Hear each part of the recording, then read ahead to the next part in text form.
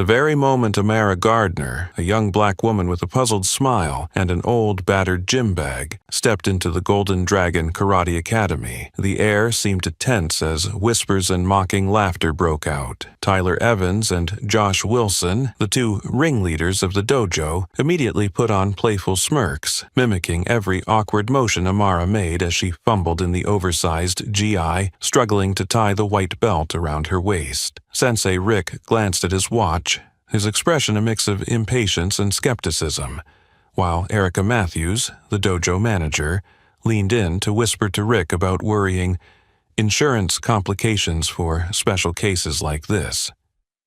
No one bothered to look closely into Amara's eyes, where a calm, steel-cold focus lay hidden, observing everything that went unnoticed.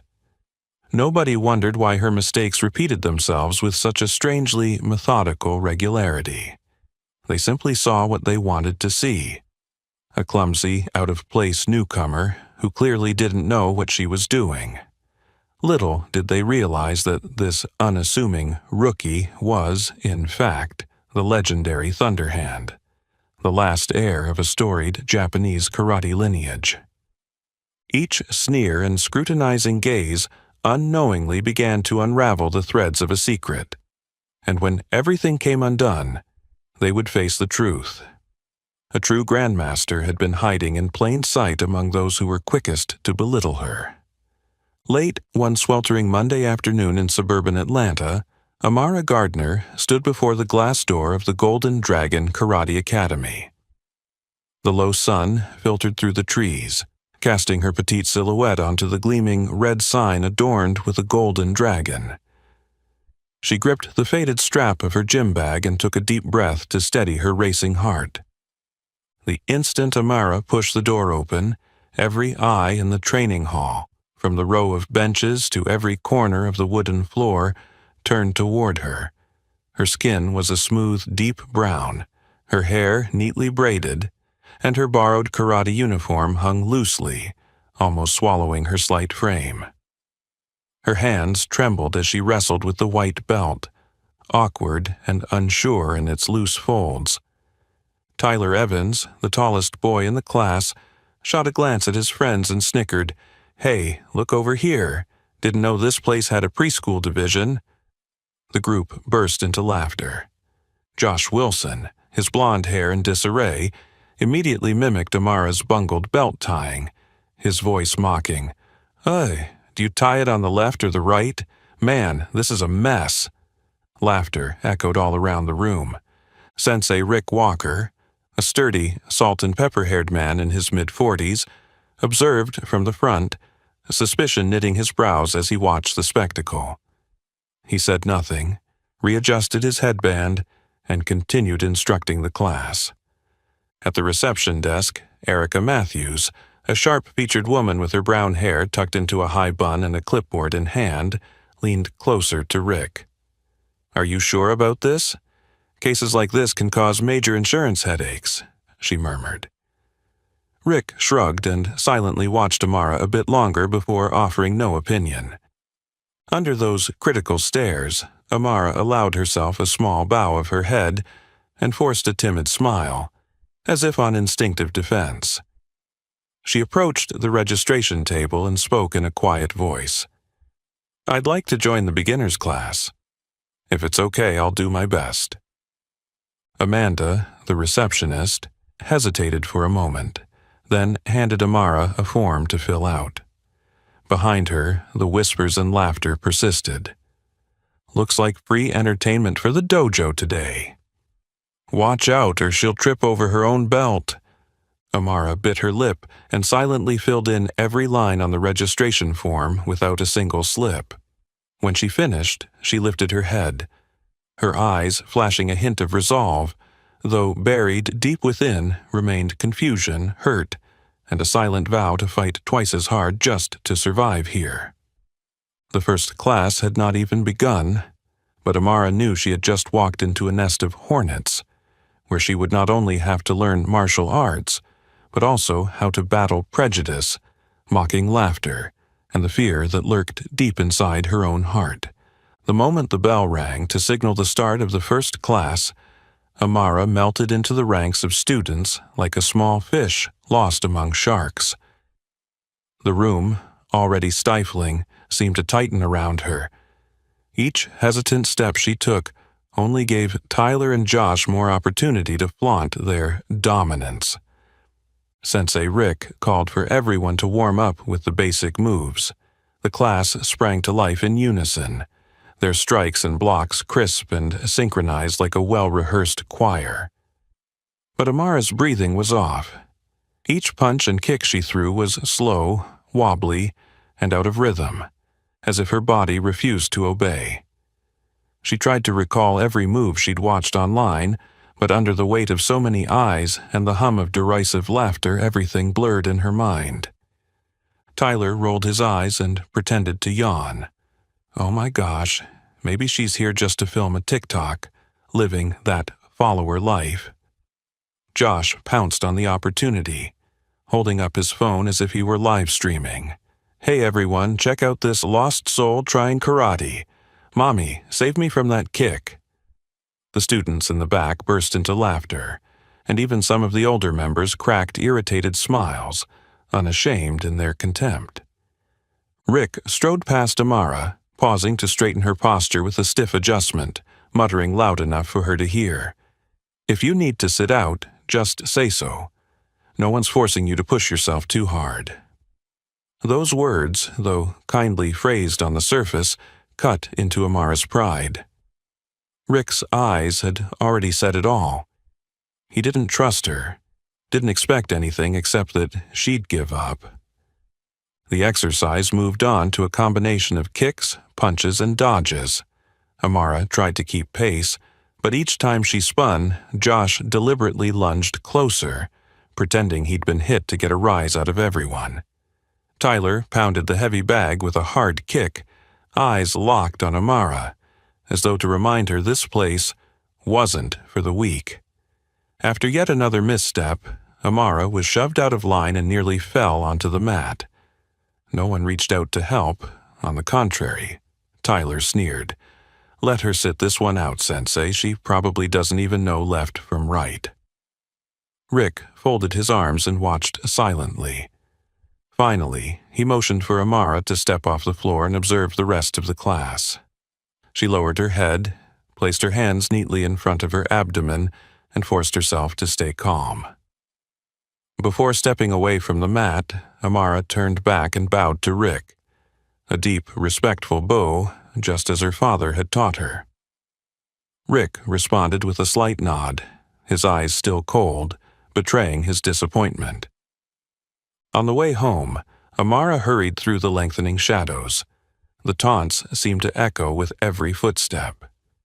When she got back to her small apartment, she collapsed onto the bed, her eyes stinging. A single tear rolled quietly down her cheek, but Amara only allowed herself one moment of weakness. Later that night, she quietly opened the old wooden box tucked under her bed. By the faint yellow lamplight, she placed the faded black belt on her bed first, then the old photos of her with her father, James Gardner, and with various Japanese masters. Underneath the photos, a simple inscription read, "Strength is born from adversity."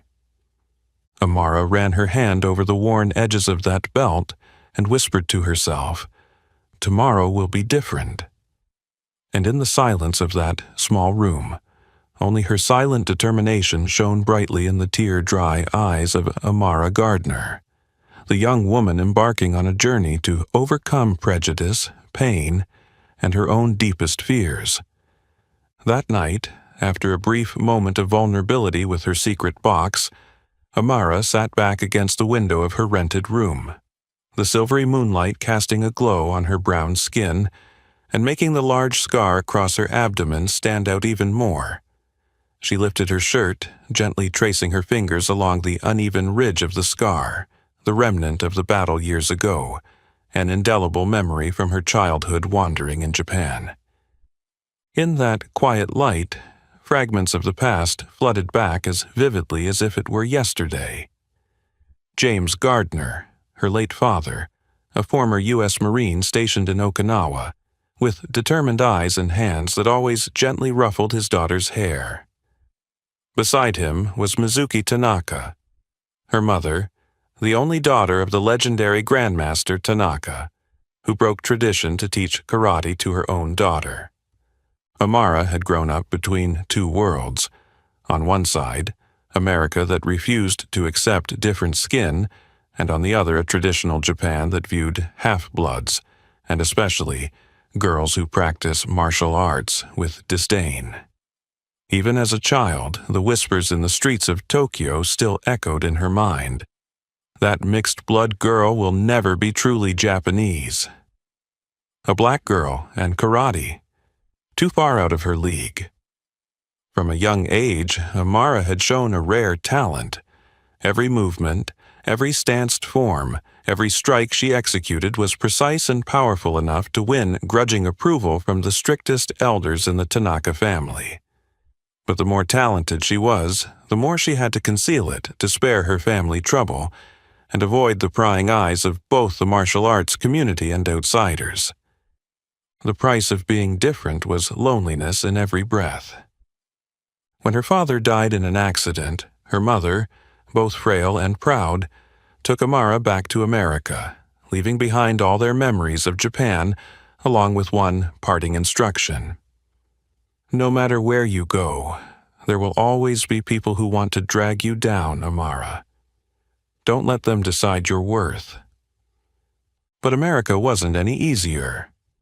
At her old school, Amara remained the odd one out, neither fully American nor the Japanese girl she had once been in her mother's kitchen. Every place she went, every scrutinizing look built another protective shell, causing Amara to shrink further into her own world, quietly existing rather than daring to shine. Tonight, after days of humiliation at Golden Dragon, those old wounds stung anew. Still, Amara knew she couldn't hide forever. She placed the black belt on her pillow, pulled on a hoodie, and quietly slipped out of her apartment. The city at night was still. The small park was lit by only a few yellow lamps casting light onto dew-damp grass. Amara chose a shadowed corner beneath a large oak tree and melted into the darkness. She began to move, warming up slowly at first, then suddenly picking up pace, each traditional Japanese kata exploding in the silent space. Her feet spun swiftly, her hips moved fluidly, and her arms sliced through the air like flowing water and drifting clouds. Far from the awkward image she presented at the dojo, Amara now transformed into a true warrior. Her gaze was fierce, each breath deep and powerful, her every motion crisp, full of inner strength and an unspoken pride. Then, from a distance, a figure emerged, Mia Lee. The petite Asian-American girl, a new student, had already noticed something different about Amara in her gentle gestures and humble demeanor. Without thinking, Mia took out her phone and quietly filmed the entire performance. She held her breath, stunned to see Amara become a karate phantom right there in Atlanta's night.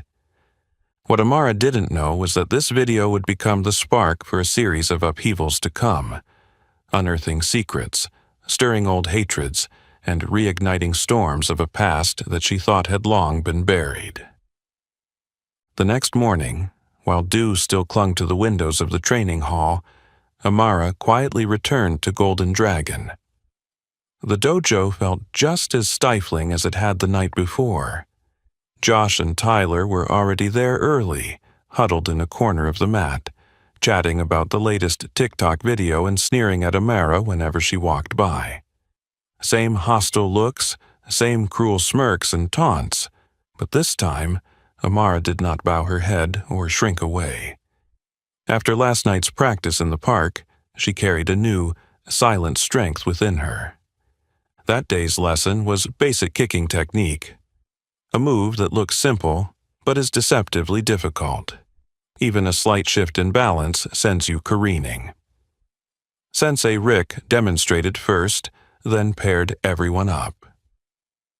Mia Lee petite and still tentative from a lack of confidence, struggled to hold her stance. Each time she raised her leg, she wobbled, then glanced around awkwardly, earning a chorus of snickers from behind. Tyler curled his lip and spoke loudly enough for everyone to hear. "Look at this. Newbie teaching an even newer newbie. Must be a top-secret move." Josh adopted a mock announcer voice. "Welcome to Knockdown Kicks with Amara and Mia. Guaranteed you'll never stay standing." Those vicious laughs felt like blows to the self-esteem of both girls. But Amara didn't react as she had before. She calmly stepped beside Mia and lowered her voice so only Mia could hear. "Don't pay attention to them. When you kick, imagine your foot as roots digging deep into the ground. Power doesn't come from your calf. It comes from your breath and your mind." Mia looked up at Amara, surprised by that determined yet gentle gaze. Amara placed a reassuring hand on Mia's shoulder and guided her foot placement, then smiled. "Try taking a deep breath, hold your balance at your core, and then kick. You don't need to kick hard, just stay steady." Mia complied. Her first kick wobbled, but on the second try, with that small adjustment, her foot stayed solid. Mia's eyes widened in surprise. How do you know that feeling?" Mia asked. "I learned from my mother. Whenever I was scared, she told me to breathe deeply and focus inward so I could control what's happening outside."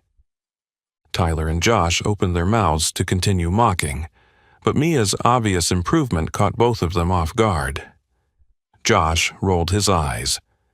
"You two can pat each other on the back all you want, but wait till we're in a real match. Let's see who helps then." Tyler let out a grudging laugh, but a flicker of hesitation appeared in his eyes, an instinct that something was changing in this dojo. Sensei Rick, standing at the front of the mat, silently observed everything. He recognized that Amara's advice to Mia wasn't mechanical or forced. It genuinely helped Mia focus and stabilize in a matter of minutes. In that moment, Rick began to wonder if he'd been too quick to judge the young woman who'd seemed so weak on the surface. After class, as everyone packed up, Mia gathered her things and then hurried after Amara outside. She hesitated for a moment before speaking. "Thank you for helping me. No one's ever cared about me like that before." Amara smiled, and for the first time in days, her eyes shone with real warmth.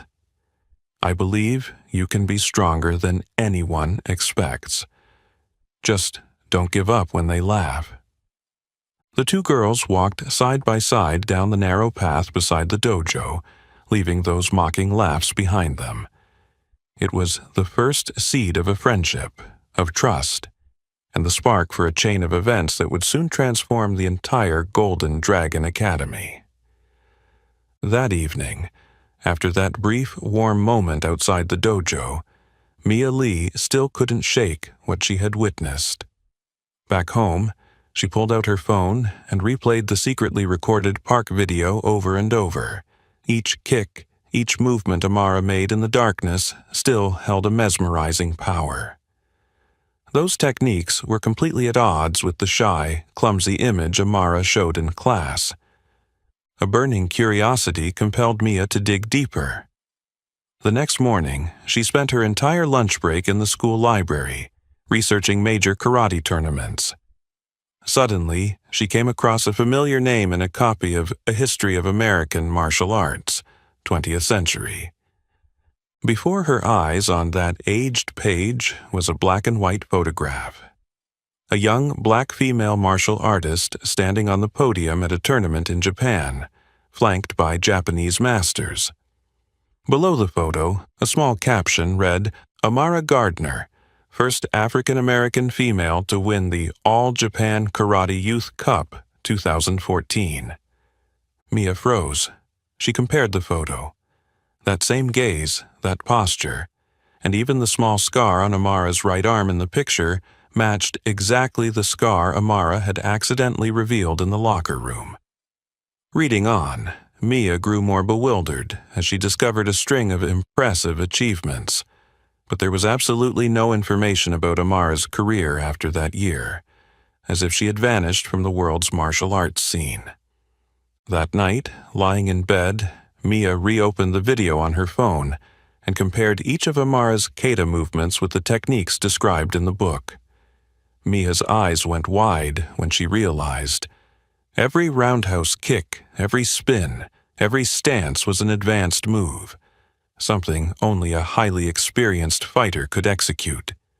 Yet Amara had hidden it all, only revealing her true skill when she was alone, in stark contrast to the timid girl who had feared the mat in front of everyone else. Outside her room, the steady hum of passing cars continued, but inside, Mia's mind raged a storm of questions. Why would Amara pretend to be weak? Who was she really? What pain or fear had driven such a martial arts prodigy to bury her talent like this? Mia tossed and turned, her heart restless but tinged with excitement, as though she was on the verge of uncovering a great secret. Meanwhile, across town, Josh Wilson sat by his window, pretending to scroll through social media but actually preoccupied with thoughts of Amara more than he wanted to admit. At first, Josh had viewed her as just the new joke, someone for his group to mock at will. But the more he watched, the more he sensed something unusual. How Amara avoided strikes during even the lightest drills more adeptly than anyone else, and how her eyes sometimes flashed with a sharp awareness completely unlike the dazed look she wore on the surface. Josh wouldn't voice this aloud, nor would he dare admit it to Tyler or the others. But in his mind, those doubts quietly sprouted, bringing with them a vague unease. Perhaps this weak prey was not so simple after all. The atmosphere at Golden Dragon began to shift, silent questions growing larger, casting a shadow over every corner of the dojo, waiting for the day they would erupt into a wave that would wash away all prejudice. As days passed, the atmosphere at Golden Dragon grew increasingly tense. Ever since Amara began coaching Mia, the small acts of bullying had escalated into a full-blown campaign by Tyler and Josh, abetted by the indifference of some longtime students, and even Erica, the manager whose concerns always seemed more about the dojo's interests and image than its actual well-being. On Wednesday afternoon, just as the beginner class was starting their warm-up, Josh slipped into a corner of the room, offered to help Amara retie her belt, but secretly loosened the knot. "Careful, Amara. A loose belt is a sure way to trip," Josh sneered, then sauntered back to his spot. Meanwhile, Tyler waited by the doorway, discreetly scattering a thin layer of white chalk onto the floor before the rest of the class formed up, laying an invisible trap. During a basic drill, Amara was focused on her form when her foot suddenly slid out from under her, and she nearly fell flat on her face. Laughter erupted across the mat. "Hey, did anyone catch that on camera? Let's post it to our story tonight," Tyler shouted, openly reveling in his malice. Rick saw everything unfold, but only furrowed his brow slightly, torn between preserving the dojo's reputation and ensuring his students' safety. Erica stood near the door, cold eyes fixed on the scene, fingers scrolling her phone without any intention of intervening. At that moment, Mia sprang to her feet. She was no longer the small, hesitant girl everyone expected.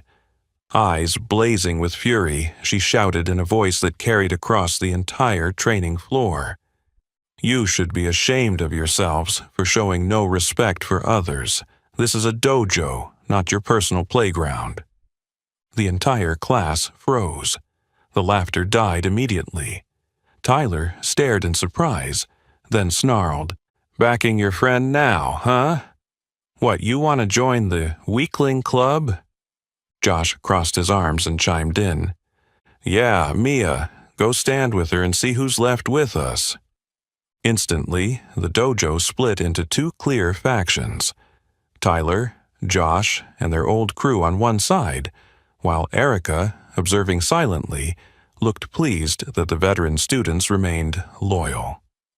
On the other side stood Mia, a handful of newer students, and a few neutrals who now regarded Amara with sympathetic eyes. In that high-tension moment, Amara bowed her head quietly, fingers clutching her silver-edged belt, her eyes reflecting that familiar steel of resolve. But this time, she was not alone. Mia stood right beside her, unflinching. The air in the dojo seemed to come to a standstill. Tyler stepped forward, his face inches from Amara's, and hissed with venom. "We make the rules here. Don't you dare dream of changing your fate, princess." Erica leaned over to Rick and whispered, "If Amara causes any more trouble, I'll recommend kicking her out of the beginner class." Just as tensions were about to boil over, a tall, elderly figure appeared quietly at the far end of the dojo. He wore a flawlessly tailored gray suit. His silver hair was neatly combed, and his presence was calm, yet exuded an authority that was hard to describe. Rick, flustered, hurried over and said, "Hello, sir. How may I help you?" The man offered a gentle smile and bowed in the traditional Japanese manner. "I simply wish to observe the class. My name is Kenji Tanaka." That name made Erica's eyes widen, and Amara froze, clutching her belt even tighter. No one knew that Kenji Tanaka was not only a legendary master of Japanese martial arts, but also the former teacher of Amara's mother, and the keeper of many untold secrets of the Gardner Tanaka family line. Under Kenji's discerning gaze, every action and expression from both sides in the dojo was silently judged, and nobody realized that his appearance would soon spark the next firestorm ready to erupt at Golden Dragon. The atmosphere at Golden Dragon grew heavier with each passing day.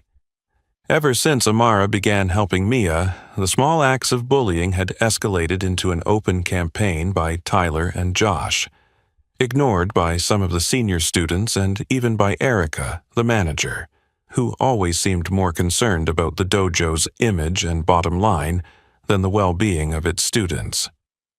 By Wednesday afternoon, as the beginner class was just starting its warm-up, Josh seized the moment to slip behind Amara, helping her re-tie her belt, but he secretly loosened the knot instead. "Careful there, Amara. A loose belt makes it way too easy to trip." Josh sneered before slipping back to his position. Meanwhile, Tyler was already waiting at the doorway. Before class filed in, he secretly sprinkled a fine layer of white chalk across the center of the mat, creating an invisible trap. During the basic kicking drill, Amara was fully focused when suddenly her foot slid hard on the chalked spot, and she nearly fell flat on her face. Laughter erupted again. "Did anyone get that on video? Put it in tonight's story," Tyler shouted, not even bothering to hide his malice. Rick saw it all too, but only furrowed his brow, as if torn between protecting the dojo's reputation and ensuring his students' safety. Erica stood nearby, her expression icy, scrolling through her phone with no intention of intervening. At that moment, Mia suddenly stood up. She was no longer the small, timid girl she usually appeared to be. Her eyes blazed with fury as she yelled across the floor, "You all should be ashamed for disrespecting someone. This is a dojo, not your personal playground." The entire class froze. The laughter died on the spot. Tyler's expression faltered for a moment before he snarled, "Oh, defending your buddy, are you? Maybe you want to join the Weaklings Club?" Josh crossed his arms and chimed in, "Go ahead and pick a side, Mia. That'll show everyone who sticks around this crew." In an instant, the dojo split into two clear camps. Tyler, Josh, and their old gang on one side, Erica silently observing, looking satisfied that her veteran students remained loyal, and on the other side were Mia, a few newer students, and some neutrals who began regarding Amara with sympathy. In that tense moment, Amara bowed her head quietly, her hands tightening around her belt, her eyes reflecting that familiar determination, but this time she was no longer alone in the shadows. Mia stood right beside her, unwavering. The entire dojo seemed to pause. Tyler stepped forward, lowering his head until he was almost nose to nose with Amara, his tone venomous. "Here, we make the rules. Don't even think about dreaming of more, princess." Erica leaned close to Rick and whispered, "If Amara causes more trouble, I'll recommend removing her from the beginner class." While everyone's gaze remained locked in that silent struggle, an older man quietly appeared at the far end of the dojo. He wore a crisp gray suit, his silver hair neatly combed, and carried himself with a calm yet imposing presence. Rick, taken aback, quickly greeted him. "Hello, sir. How can I help you?"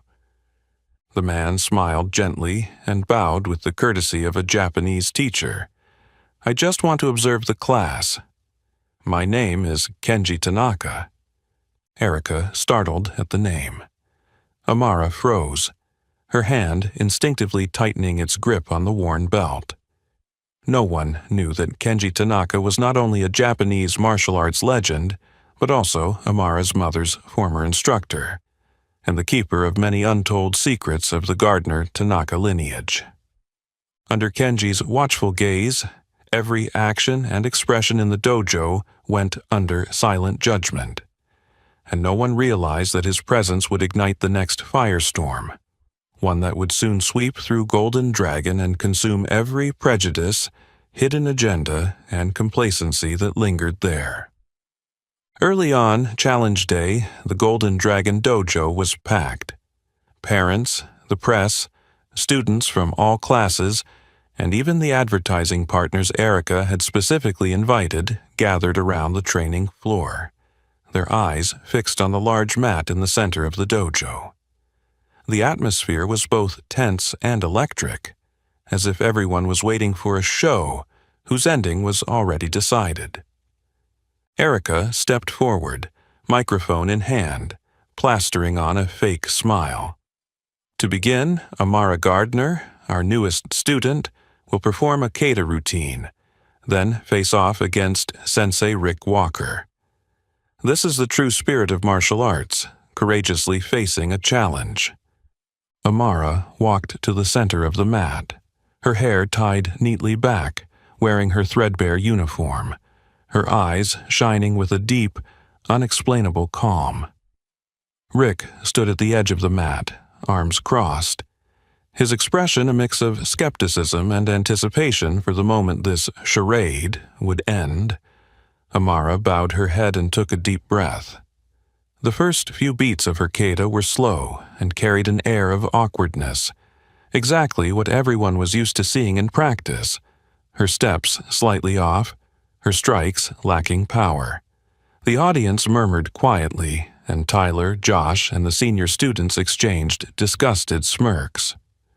Erica stood in the corner, live-streaming with a satisfied grin, convinced that this public humiliation was unfolding on cue. But then, after just 3 breaths, Amara changed. Her eyes closed halfway, then snapped open, icy and focused. Her movements accelerated, the strikes and blocks were as sharp as a blade.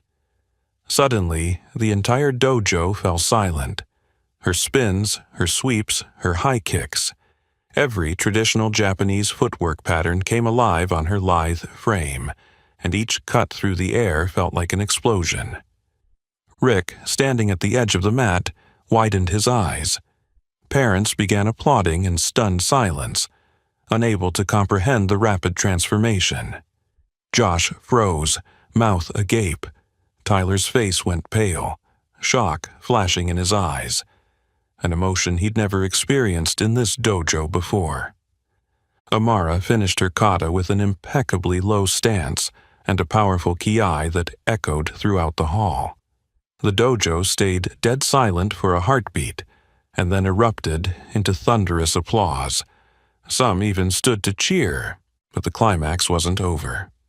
Sensei Rick stepped onto the mat, hiding his unease behind a calm demeanor. "Amara, are you ready for the sparring portion?" "I'm ready, Sensei." Both bowed to each other and assumed fighting stances. Every eye held its breath. Rick struck first, launching an attack like a bolt of lightning. But Amara merely shifted her body a half step to the side, evading cleanly before returning a perfectly executed traditional block, soft yet precise. Rick pressed the attack, this time combining a side kick with an elbow strike, but Amara moved like water, lowering her center of gravity and using his own force to throw Rick off balance, sending him stumbling backward in total surprise. Applause broke out again, but this time it wasn't polite or perfunctory. It was genuine amazement at a skill level far beyond anyone's expectations. Rick, sweating through his composure, tried to salvage his pride, but every subsequent attack he launched Amara neutralized effortlessly. No flourish, no showmanship, just the calm poise of a warrior who had truly seen combat. As the cheers grew louder, Kenji Tanaka, the elder Japanese master, suddenly stepped onto the mat. His eyes glittered with pride as he spoke in both Japanese and English, his voice resonating throughout the dojo. "Ladies and gentlemen, you have just witnessed the performance of Amara Gardner, Thunderhand, the sole heir of the Tanaka lineage here in America, the inheritor of the essence of Japanese martial arts, and a pride to both nations." The entire dojo erupted. Parents stared in stunned disbelief.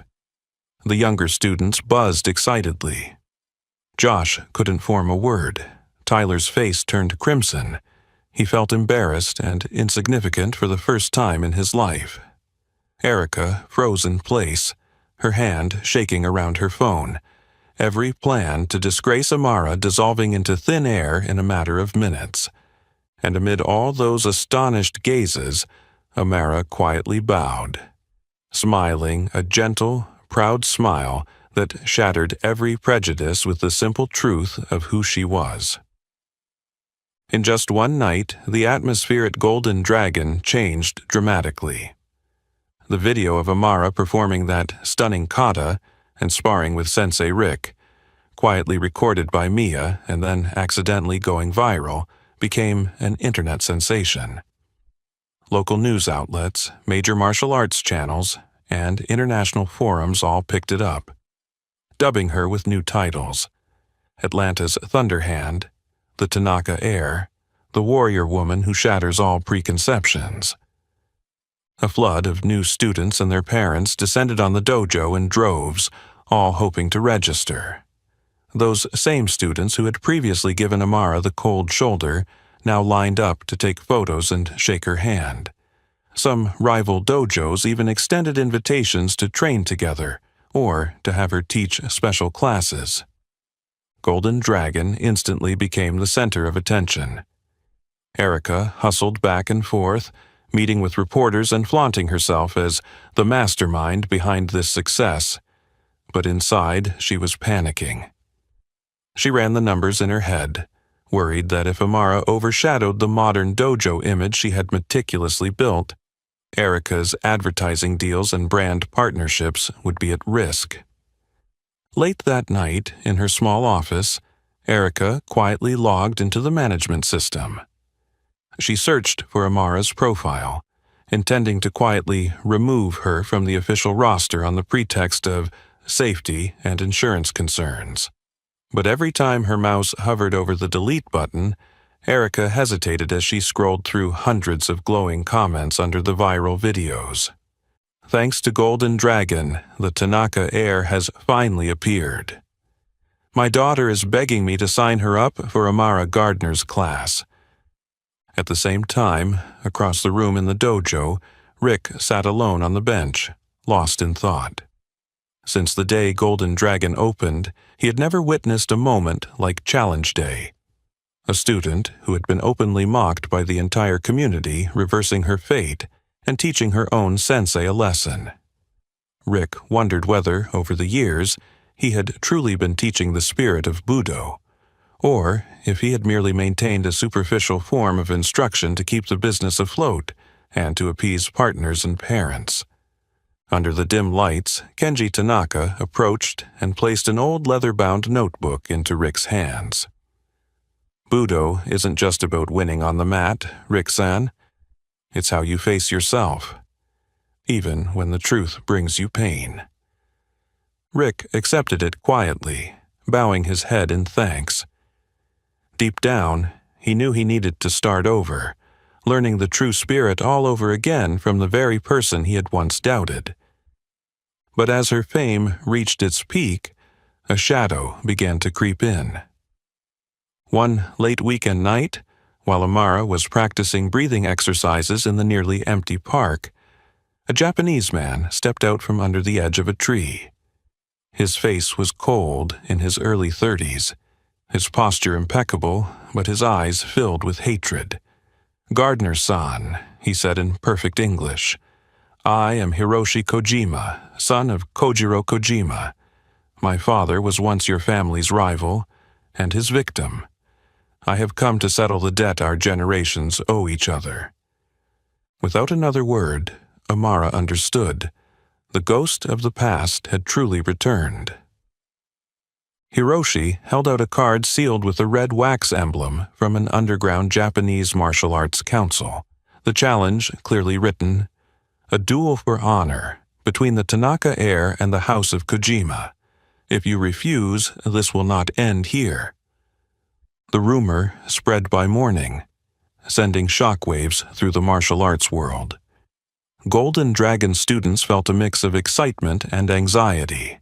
Tyler, Josh, and their old guard felt restless and uneasy, wondering if Amara was merely a fleeting flash of brilliance or the spark of a tornado that was about to sweep away all outdated rules.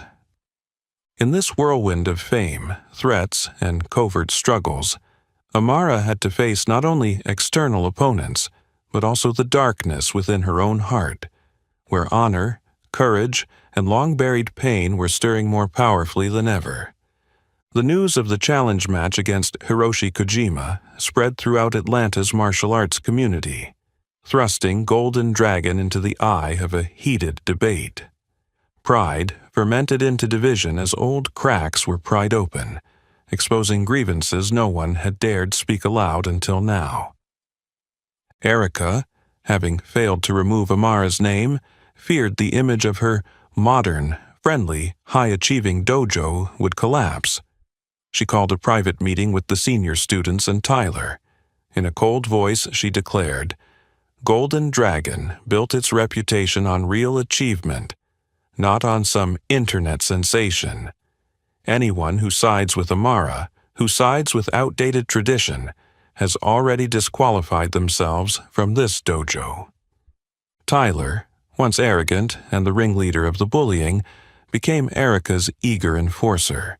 He urged the old-timers to boycott Amara, even creating a separate group chat to protect the dojo's honor, attacking the new students without mercy. "Are you here to learn martial arts or to put on a TikTok show?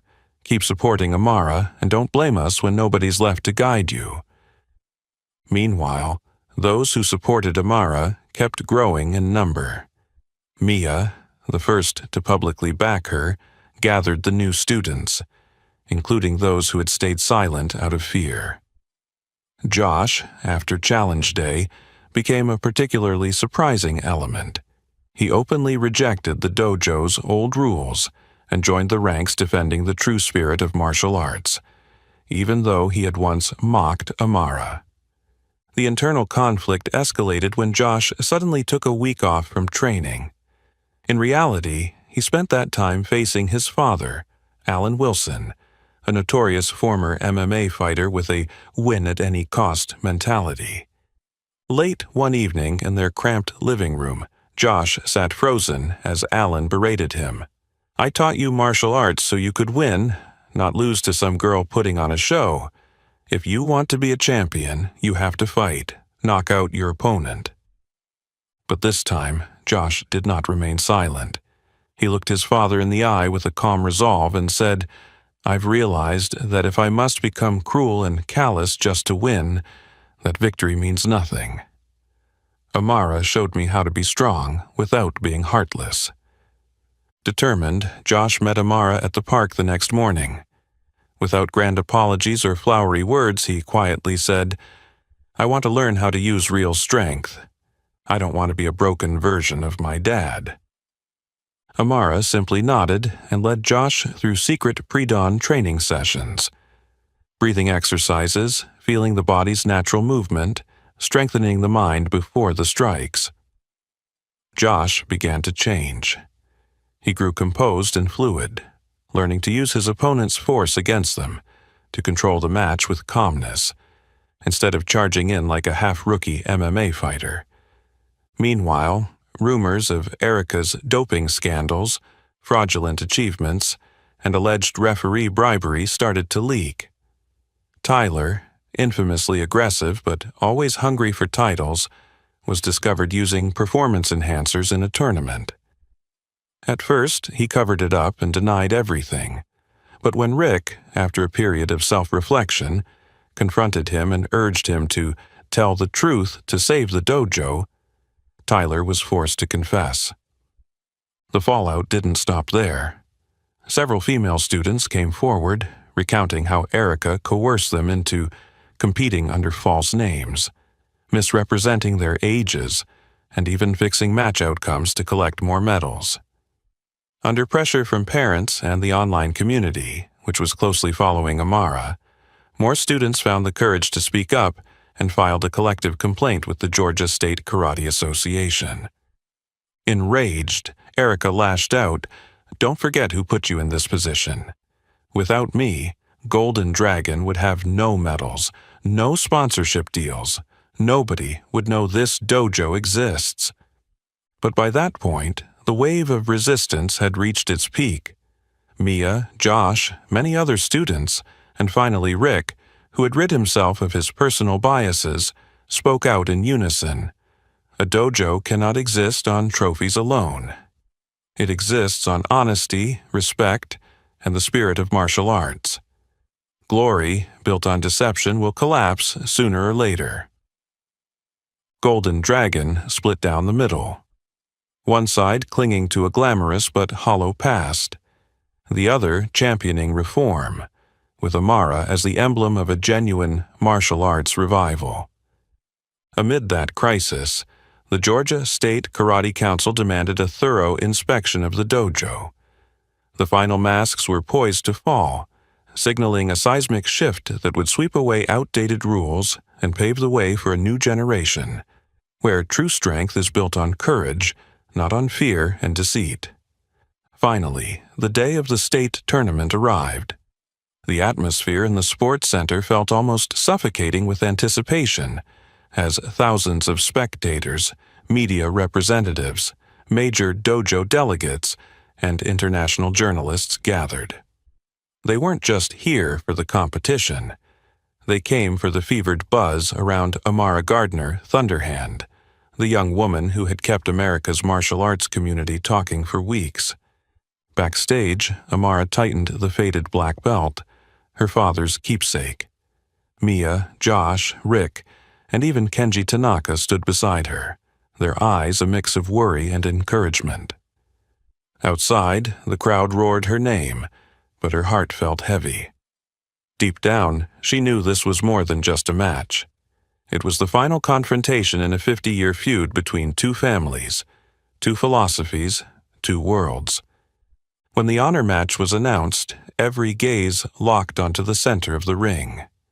Hiroshi Kojima, carrying the weight of his family's hatred, strode in with the determined bearing of an Eastern warrior. His lean, muscular frame was clad in a black gi, emblazoned with his clan's crest. He bowed coldly. "It's time to repay my family's suffering, Gardner." The arena seemed to freeze. Amara stepped forward and bowed solemnly, her eyes showing only absolute focus. No fear at all. The battle began.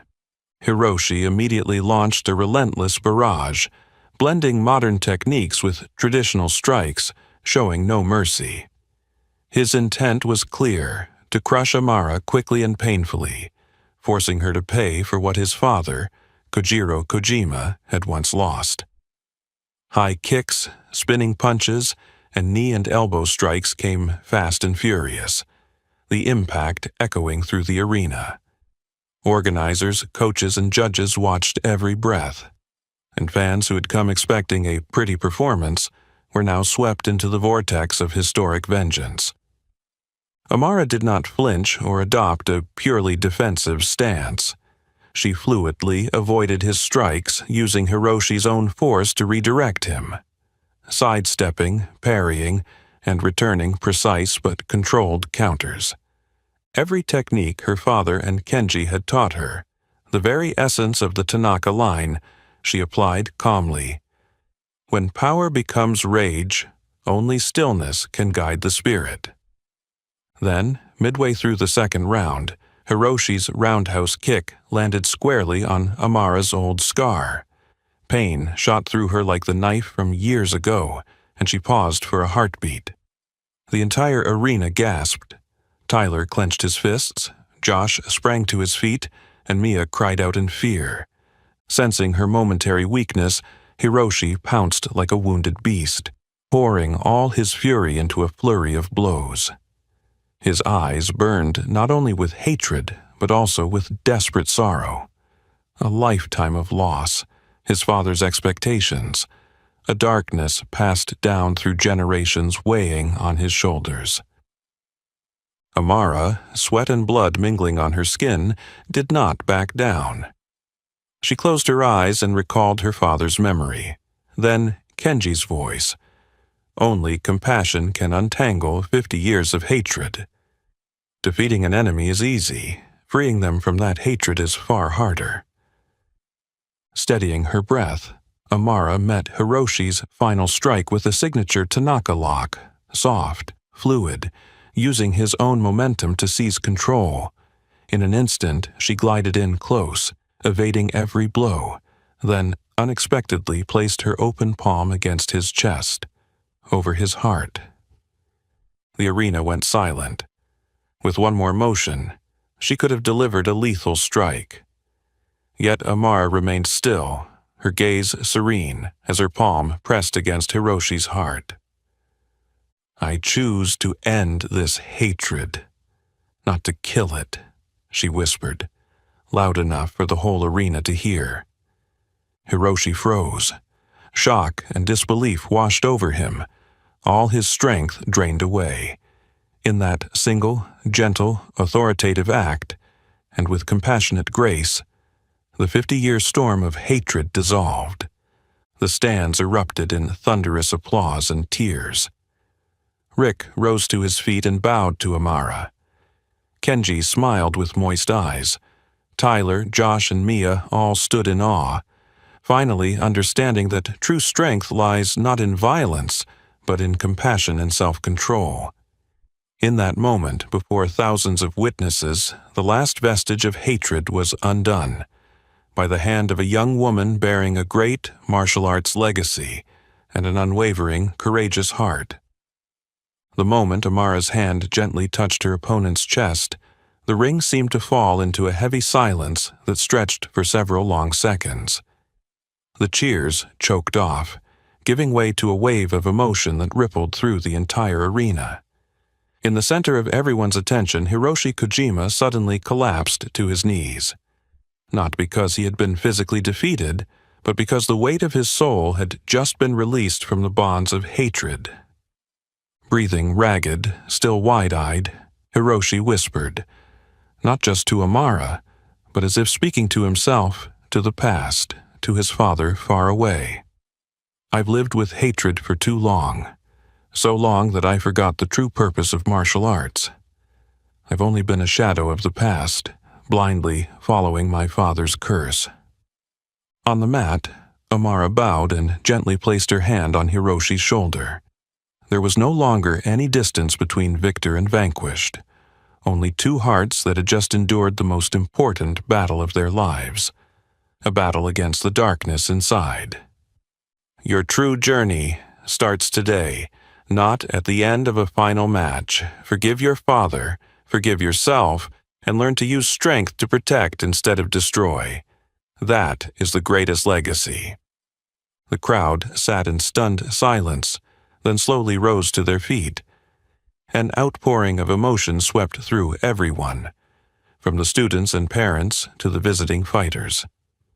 Sensei Rick stood, bowing deeply to Amara for the first time, showing absolute respect that transcended any prejudice of age, skin color, or gender. Kenji Tanaka, his silver hair shimmering, tears glinting in his eyes, stepped into the light and clasped his former student's hand, as if to pass on the will of countless martial arts generations. In one corner of the stands, Erika, who had once only cared about power and personal gain, felt utterly out of place. The power she had believed in, fame and money, suddenly seemed so small in the face of a lesson in compassion and courage from those she had always doubted. From their seats, Tyler looked at Josh, and Mia turned to the newer students, all moved to realize the greatest victory for a martial artist is not defeating an opponent, nor is it a trophy on display. It is conquering oneself, rising above every grudge and every narrow bit of ego. Amid a sea of camera flashes, the press jostled to capture every moment. Yet it was the shared stillness and that unanimous bow that became the symbol of a historic moment. For the first time, a young black woman had shattered a half-century of hatred, turning an enemy into a companion on a new martial arts journey. After the ceremony, Hiroshi sought out Amara in the resting room. His face was no longer cold, his eyes were determined yet gentle. I want to start over, to be myself, not my father's shadow. If you will have me, I wish to stay at Golden Dragon, to learn how to master strength and forgiveness, just as you have. Amara smiled and extended her hand. This door is always open to anyone brave enough to change, to rise above the past and become a better person. From that day on, the dojo pulsed with new life. Rick climbed onto the podium and proclaimed solemnly, "Beginning today, Golden Dragon will not be a dojo defined by medal counts alone. It will be a place where everyone, regardless of skin color, gender, age, or background, has the right to be strong, to make mistakes, to rise again, and to be forgiven." In Atlanta's sunset glow, on the old wooden floor, the Gardner and Kojima families, 2 generations once bound by blood, tears, and hatred, now stood shoulder to shoulder in a simple breathing exercise. Thus began the true journey of martial arts anew. After the deeply humane victory and the public resolution of old hatred before thousands of spectators, Golden Dragon Karate Academy entered a period of stormy transformation, not only within the broader martial arts community but also within its own walls. Erika's schemes, her fraud and manipulation, broke open in headlines. The State Karate Commission launched an official investigation, and many parents who had once been Erika's biggest supporters now turned against her, demanding fair treatment for their children. Sensei Rick, torn between old values and new, faced the greatest crossroads of his life. He decided to buy out Erika's entire share. Erika was ordered by the commission to leave the dojo. No longer content as the old school manager, Rick made a decisive change. He voluntarily returned to wearing a white belt, starting again from the beginning under Amara's guidance. On the day of the dojo's renaming, a new sign went up amid enthusiastic applause. Gardner Tanaka Karate Academy. Rick climbed onto the podium and bowed respectfully to Amara. The most important thing I've learned from you isn't flashy techniques. It's humility, solidarity, compassion, and the courage to admit my own limitations. I want to be your very first student on this new journey." A traditional ceremony followed in solemn formality. Rick donned a clean white gi, tied on a fresh white belt, and stood alongside the younger students as a living example that it's never too late to begin again, to grow, to learn. The dojo's atmosphere transformed overnight. There were no more mocking laughs, no longer an obsession with results above all else. Instead, there was sharing and mutual support. Amara's presence breathed fresh life into every corner of the training hall. Tyler, who had once led the bullying, after facing repeated failures and missteps, approached Amara hesitantly. "I've hurt so many people. Is there any way I can make amends?" Amara looked at him kindly. True strength begins with regret, and with the courage to stand up for what's right. From that day forward, Tyler, Josh, and Mia became the trio that built a brand new class, one for children who had been bullied, kids who were fearful, insecure, or coming from difficult circumstances. They didn't start by teaching kicks, punches, or kata.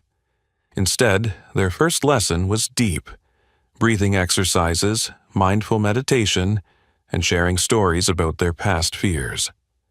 Josh led sessions on how to channel anger, and Tyler spoke candidly about his own history of bullying, showing those kids that even someone who once did wrong can change. Mia, who had once been the timid one, became an inspiration to shy young girls, teaching them emotional control and how not to surrender to tears or the taunts of others. This class became a safe space, where everyone was heard, allowed to make mistakes, and permitted to learn and grow together. The outdoor sessions in the park, led by Amara, became the dojo's new signature program. These gatherings focused on the roots of true martial arts spirit: breathing exercises, balance drills, dynamic and still meditation. Adults, children, former students who had left Golden Dragon, and even parents flocked to participate.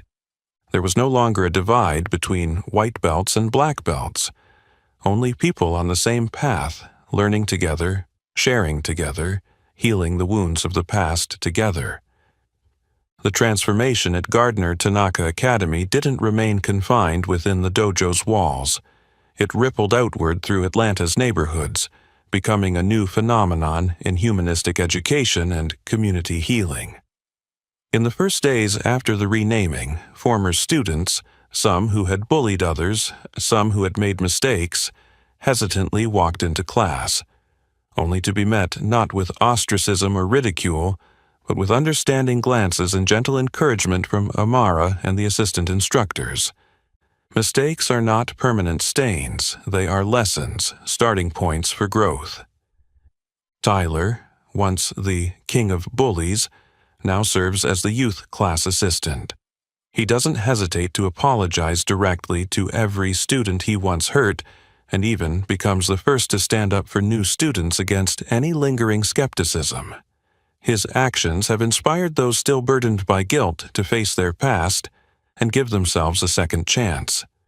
In every class, Amara doesn't open with strikes or forms.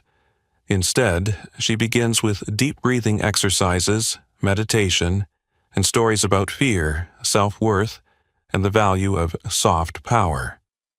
She encourages each student to share their own vulnerabilities, and together, the class works to overcome them. No one is mocked for awkwardness or shyness. Everyone has the right to be taught, to be heard, and to be protected. Gradually, the dojo becomes a haven for many. Children who were bullied at school, young girls of color lacking confidence, students who once hid their tears in the shadows, as well as adults carrying the weight of past failures, single mothers, immigrants who do not speak English. All are welcomed and find their place. Josh, who once hurt others to please his father, now enthusiastically leads emotional control through karate sessions, helping kids understand that true strength isn't in muscles or loud yells, but in remaining calm and mastering oneself. Mia becomes a symbol of courage and empathy, guiding young girls to build self-respect, learn to say no, love themselves, and help each other overcome past pain. The learning environment at Gardner Tanaka Academy brims with diversity, ethnicity, age, gender, background, but all differences dissolve into a spirit of respect and mutual support. Here, no one asks where you come from or measures your skills or achievements. What matters is how you will become a better version of yourself. The values of soft power, inner strength, and emotional intelligence gradually become each student's guiding philosophy. Belt promotion ceremonies take the form of a circle of gratitude. Every student who earns a new belt must share one thing they once feared or were weak at, and how, with the dojo's help, they overcame it. Tears, smiles, and heartfelt embraces merge into a powerful, unprecedented bond, something rarely seen in any martial arts school before. On rainy Atlanta days, students still come quietly to the dojo, sitting together to share their stories, struggles, and practice breathing and meditation. The small classes led personally by Amara become a refuge for wounded souls, where everyone has the right to dream of a stronger tomorrow. Under the guidance of Amara, once underestimated and hiding in the shadows, Gardner Tanaka Academy has become a launching pad for the entire vulnerable community. The greatest values of the martial arts path, from compassion and inner strength to unity and forgiveness, are now etched into every story, every life, every gentle breath on the old wooden floor. One early summer afternoon, as Atlanta's sunlight filtered through each window pane of the new dojo, Gardner Tanaka Academy glowed in a soft golden hue. The training hall buzzed with laughter, even breathing rhythms, and children's voices echoing throughout the space. Amara stood in the center of a circle formed by her young students, many of whom had once been victims of bullying, felt out of place, or had even been teased by Tyler or Josh back in the day. Now, they were all teammates and close training partners. After a guided connection meditation, a small black girl with bright, timid eyes raised her hand and asked, "Sensei Amara, how can I be as strong as you?" The entire class fell quiet, waiting for the answer. Amara smiled, her expression gentle yet resolute, both teacher and big sister in one.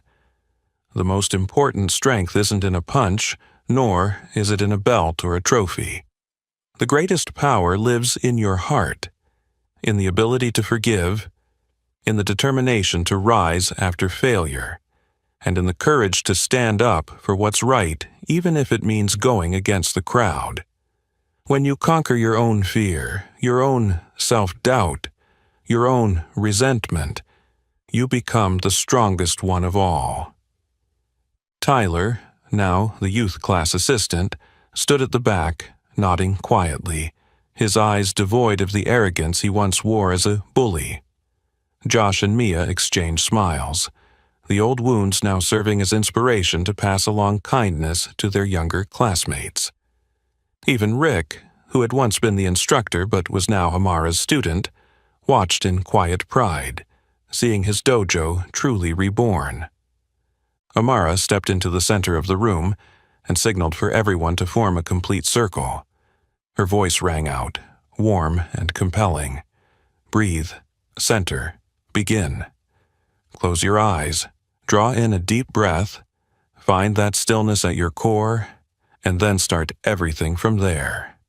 The sound of synchronized inhalations and exhalations filled the air, dissolving any barrier of past pain or division.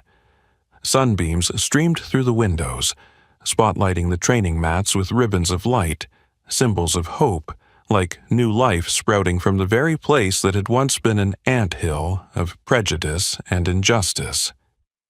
A peaceful calm pervaded the dojo. Kenji Tanaka, now elderly but still exuding dignity, sat by a window, his eyes shining with contentment. Hiroshi, former enemy, now colleague, stood by the mats, quietly guiding the older students and melding tradition with modern practice. Values once forgotten, compassion, respect, inner strength, and refusing to abandon anyone, had become the new DNA of Gardner Tanaka Academy, spreading through the entire neighborhood and making the dojo a safe home for all. When the session ended, the children poured out into the courtyard, their laughter bright and carefree, as if erasing every mark of the past. Amara lingered by the window, watching the late afternoon sun trace her shadow across the old wooden floor, merging with the silhouettes of these new generations. In that light, she realized, the greatest victory doesn't come from defeating someone else, but from igniting belief, courage, and a desire to live honorably in each of these young hearts. And when night fell outside the dojo, the final question, also the immortal message of this journey, echoed in everyone's mind. Will you fight for your own pride, or will you fight to inspire and change someone else's life? Amara's journey had come full circle, but its legacy, the power to spark hope, to foster confidence, and to stand firm, would endure, reaching across generations and lighting the path for anyone brave enough to begin again from the heart. If this story resonates with you, don't forget to like and share it with friends for reflection, and subscribe so you never miss another inspiring journey of resilience, belief, and the extraordinary people who motivate us every day.